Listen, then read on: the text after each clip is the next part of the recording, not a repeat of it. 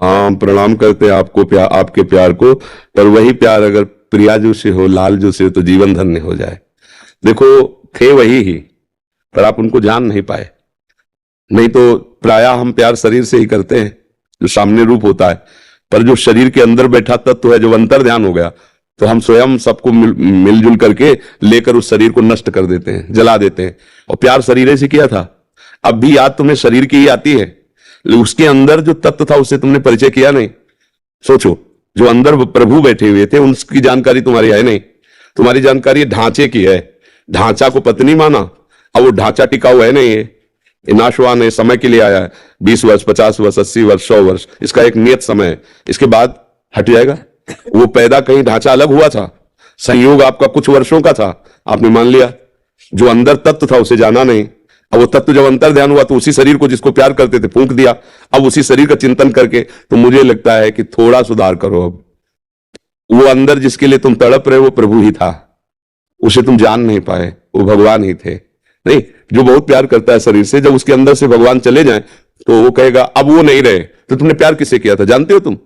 जो वो नहीं रहा उसको तुम जानते थे? नहीं जानते थे। तो जिसको जानते तो सामने आप करो ना प्यार। बोले नहीं, अब वो नहीं रहा, इसलिए इसको हटा दो। मतलब तुम अनजाने में भी भगवान से प्यार कर रहे थे। सबके अंदर बिजली जो है ना, वो भगवान ही है। ये जो चैतन्यता है ना, हंसना, खेलना, बोलना, प्यार, दुलार, ये भगवान है अंदर, उन्हीं का पावर है। अब वो अंतर ध्यान हो गए तो कितना भी सुंदर प्यारा शरीर हो, आग लगा दी जाती है, गाड़ दिया जाता है या फेंक दिया जाता है। कोई माप तो नहीं रखा जाता। समझो, तुम जिसके लिए रो रहे हो वो शरीर था, परमात्मा के लिए नहीं रो रहे हो, क्योंकि उसके लिए रोते तो प्रश्न खत्म हो जाता, निहाल हो जाते। ऐसा प्यार प्रभु से हो जाए तो अभी जीवन कृतार्थ हो जाए, महात्मा बन जाओ। तो मुझे लगता है थोड़ी दिशा गलत है, उसको सही कर लो तो आनंदित हो जाओगे। क्यों भाई? आप सोचो, तुम्हारी अगर होती तो तुम्हारे पास से क्यों जाती? तुम इतना प्यार कर रहे हो, क्यों जाती? तो इसका मतलब वो शरीर नहीं थी, वो परमात्मा था, और वो अभी भी है।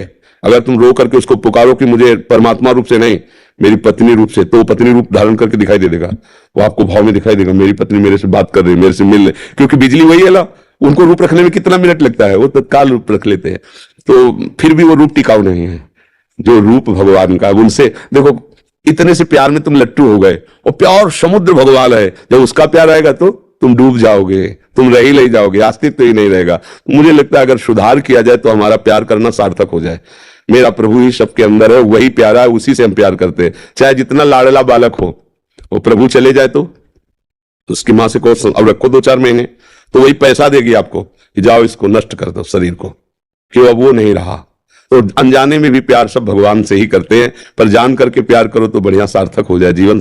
कितना बढ़िया भाव है कि उनकी याद करके उनके विषय में रोना। यही तो हम लोग जीवन भर मांगते रहते हैं प्रभु से, कि और कुछ नहीं चाहिए। आपकी याद करके आपके लिए तड़पूं, आपके लिए रोऊं, और वो आपको है, थोड़ा दिशा बदल दो, प्रभु की तरफ कर दो तो अभी महात्मा हो जाओगे, और नहीं तो फिर यही दुर्गति करा देगा।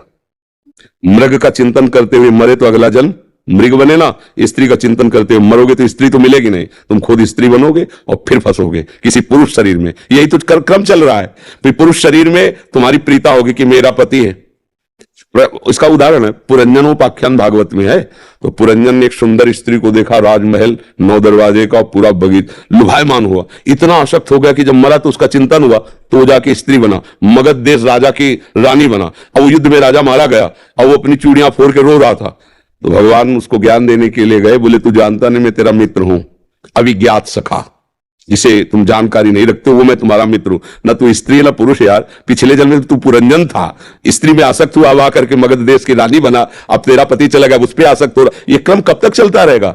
सावधान, तू ना स्त्री ना पुरुष, मेरा अंश है, मेरा भजन। उसी समय उनको वैराग्य हुआ। तो ये सावधानी कर लो तो जीवन सार्थक हो जाएगा, नहीं तो फिर। एक हमने और दर्शन किए थे, एक वयोवृद्ध थे, तो एक जैसे भगवान की पूजा की जाती है, फोटो रखते हैं ना, छवि रखते हैं, ऐसे वो अपनी पत्नी की छवि रोज छाती से लगा के रोते थे। उस समय हम ब्रह्मचर्य आश्रम में थे। उन्होंने कहा मुझे कोई भगवान पर श्रद्धा नहीं, कोई हमारी पत्नी छीन ली भगवान ने, और पत्नी की छवि रखते ऐसे। तो हमें अच्छा लगा, इस बात का अच्छा लगा कि यार इतनी आसक्ति, अगर इतनी आसक्ति भगवान में हो जाए तो जीवन कृतार्थ हो जाए। हम उससे उदाहरण लिया कि हमको इतनी आसक्ति भगवान पे करनी जैसे पत्नी में की है, कि उनकी बात आते ही हृदय आह भर जाए, मेरे प्रीतम, मेरे प्यारे, मेरे जीवन धन। तो मन है देखो फंस गया ना। एक धनुर्दास जी नाम के महान संत हुए हैं, वो अपनी पत्नी में इतने आसक्त थे कि एक क्षण के लिए भी उससे अलग नहीं होते थे। तो जैसे बाजार में सामान लाने जाना हो तो अकेले जा नहीं सकते थे, क्योंकि वो अलग नहीं हो सकते थे। पत्नी जाती थी बाजार में सामान लाने, और वो धूप ना लगे इसलिए छाता लगा के ऐसे बैग चलते थे। वो ऐसे चल रही तो वो बैग पीछे। और आचार्य चरण के जो शिष्यजन थे वो किसी सेवा के हेतु गए थे, उन्होंने दृश्य देखा कि सब लोग मजाक उड़ा रहे थे। ऐसे व्यक्ति का मजाक होता है ना, लेकिन उसको कोई परवाह नहीं थी, अपनी पत्नी में एकटक लगाए हुए दृष्टि, छाता लगाए ऐसे चल रहा। उन्होंने जाके बताया कि एक हमने ऐसे स्त्री आसक्त पुरुष को देखा ऐसे, तो वाह ऐसा प्रेमी, मैं दर्शन करूंगा ऐसे प्रेमी के। क्योंकि सब जगह से समिट कर एक जगह आ गया ना, अब एक जगह से मोड़ने में क्या देर लगेगी। नजदीक गए तो वैसी सीन देखी, उनका भाई तुम ऐसे चल रहे हो, सब लोग मजाक करे। तो बोले प्रभु मैं आसक्त हूं अपनी पत्नी को, एक क्षण भी मैं। तो उनका पत्नी से क्यों आसक्त हूं? उनका ऐसा रूप है इसका। बोले इससे बढ़कर रूप, बोले हो ही नहीं सकता। तो ऐसे चपल है, औ परम पवित्र आचार्य जी ही ऐसे प्यार की चपत है। तो सामने देखा ललित त्रिभंगी भगवान, अरे छूट गया छाता छूट गया छाता, छूट गई पतली, बावरे हो गए। अरे कृष्ण का रूप। अब वो तो बस महान संत हुए, धनुर्दास जी उनका नाम हुआ।